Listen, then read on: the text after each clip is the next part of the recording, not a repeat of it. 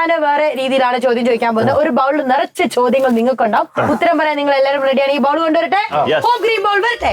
Yes, ദാ കിട്ടിയിരിക്കുകയാണ്. Okay, Manikuttan ചേട്ടനിൽ നിന്ന് തുടങ്ങട്ടെ. സംഭവമൊക്കെ പറഞ്ഞുതരാം. ഇതിനകത്ത് ഒരുപാട് ചോദ്യങ്ങളുണ്ട്. ആ ചോദ്യങ്ങൾക്കൊക്കെ ഉത്തരവുമായിട്ട് അതാ വരുന്നു മണിക്കുട്ടൻ ചേട്ടൻ. മണിക്കുട്ടൻ ചേട്ടാ പറഞ്ഞോളൂ, വായിച്ചോളൂ. ഇവിടെ ഉള്ള ഒരാളെ മനസ്സിൽ വിചാരിച്ച് അനുകരിച്ച് മറ്റുള്ളവരെ കൊണ്ട് പറയിപ്പിക്കുക. അതായത് ആരാണെന്നുള്ളത് ചേട്ടന് മാത്രമേ അറിയാൻ പാടുള്ളൂ. പറ്റില്ല, വളരെ ഈസി ആയി പോയി. ഞാൻ പറ്റില്ല. ചോദിച്ച ആൻസർ ചോദ്യത്തിന് ടീമാണോടോ?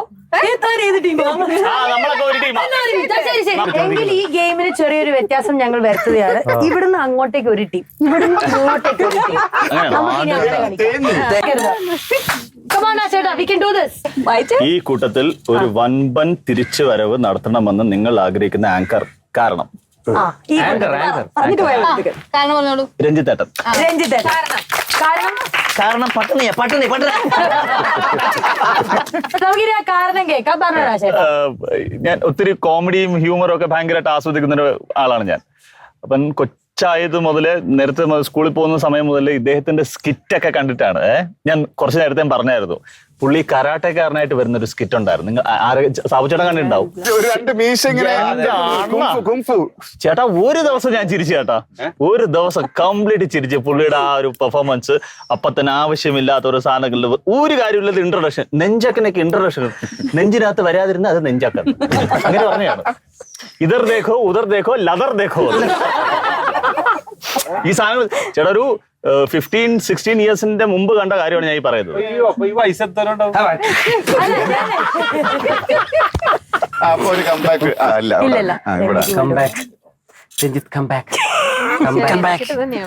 കൂടുതൽ ഒരാളെ തിരഞ്ഞെടുത്തിട്ട് അയാളെ കുറിച്ച് മറ്റുള്ളവർ വിശ്വസിക്കത്തില്ലായ ഒരു കഥ. ഇത് ശരിക്കും സാബുചേട്ടൻ കിട്ടണമെങ്കിൽ നല്ല കിണ്ണം വെച്ച സാധനം കിട്ടി. സാബുചേട്ടൻ എനിക്കിട്ട് പാടുന്നില്ല. സാബുചേട്ടനിട്ട് ഞാൻ തിരിച്ചു പറയാം. സാബുമോൻ എന്ന് പറഞ്ഞാൽ എത്ര സ്വീറ്റ് ആയിട്ടുള്ള ഒരു മോനാണ്. ഏതൊരു അമ്മയും ഏതൊരു അച്ഛനും കൊതിക്കും എന്റെ മോനായിരുന്നെങ്കിൽ. അഭിഭാഷകർക്ക് ഒരു മാതൃകയാണ് സാബുമോൻ. അതെ, ഏത് കേസ് കൊടുത്തോ, എത്ര വലിയ ക്രിമിനൽ കേസ് കൊടുത്താലും അതൊക്കെ തട്ടുമ്പോ സൈക്കിൾ ഓടിച്ചാണ് കൊലക്കേസ് മേടിച്ചെടുത്താളാ. ഒരു ഇതാണ് സാബുമോൻ. നീ എന്തൊക്കെ പറയണം? സൗന്ദര്യം മറ്റോടെ പറ. ഞാൻ ഒരു ദിവസം വഴി നടന്നു പോയപ്പോഴേ ഒരു കുഞ്ഞു താറാവ് പരിക്കേറ്റ് കിടക്കുകയായിരുന്നു. അങ്ങനെ ആ താറാവിനെ കൊണ്ടുപോയി മരുന്ന് കൊടുത്ത് വളർത്തി അതിനെ ശുശ്രൂഷിക്കുകയും പിന്നീട്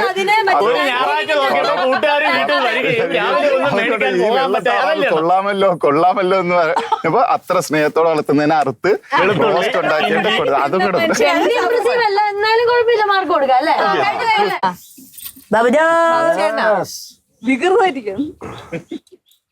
അടുത്ത കണ്ടുപിടിക്കുന്നില്ല.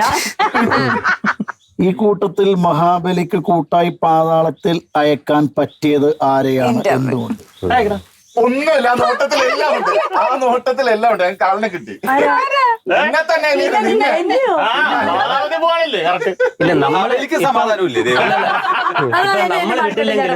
ഈ പ്രോഗ്രാം കഴിയുമ്പോ പ്രേക്ഷകർ നമ്മൾ എല്ലാത്തിനും കൂടെ വിടാൻ നമ്മുടെ കോമഡി എല്ലാം കേട്ടു. എന്നെയാണോ? അതിന് കാരണം പറയണം. മഹാബലി വർഷത്തിലൊരിക്കലാണ് നമ്മളെ പ്രജകളെ കാണാനെത്തുന്നത്. പക്ഷെ ഇവിടെ ചെന്ന് കഴിഞ്ഞാൽ അയാൾക്ക് ഇരിക്കപ്പെടുന്ന കൊടുക്കൂല. മിക്കവാറും മാസം പോയി വന്ന് കണ്ടു. നല്ല കാര്യമല്ലേ അത്? അവിടെ നിങ്ങൾ ആലോചിക്കണം, എന്നെ കൊണ്ടൊരു ഗുണമായ കാര്യമാണ് മുന്നോട്ടേക്ക് നിങ്ങൾ നയിക്കുന്നത്. അയാൾ ശല്യം മൂത്തിട്ടല്ലേ ഞങ്ങൾ വരുന്നത്. കാണിച്ചാ പേയ്മെന്റിന്റെ കാര്യം സെറ്റാക്കി തരുന്നുണ്ട്. ശരി, ഒരു സമാധാനം കിട്ടും. സാബുമോൻ എടുത്തിരിക്കുകയാണ്. സാബുമോന്റെ ചോദ്യം അതാ, നമുക്ക് ഏതാണെന്നുള്ളത് അറിയാൻ പറഞ്ഞോ? കണ്ടുപിടിക്കുന്നില്ല അടുത്ത ആൾക്ക്. എന്നാ പറഞ്ഞേ. ഇത് തിരിച്ചാണ് വെച്ചേക്കുന്നത്. തൊഴിൽ രംഗത്ത് വിജയിയാവാൻ 5 ഉപദേശങ്ങൾ. എലീനെ.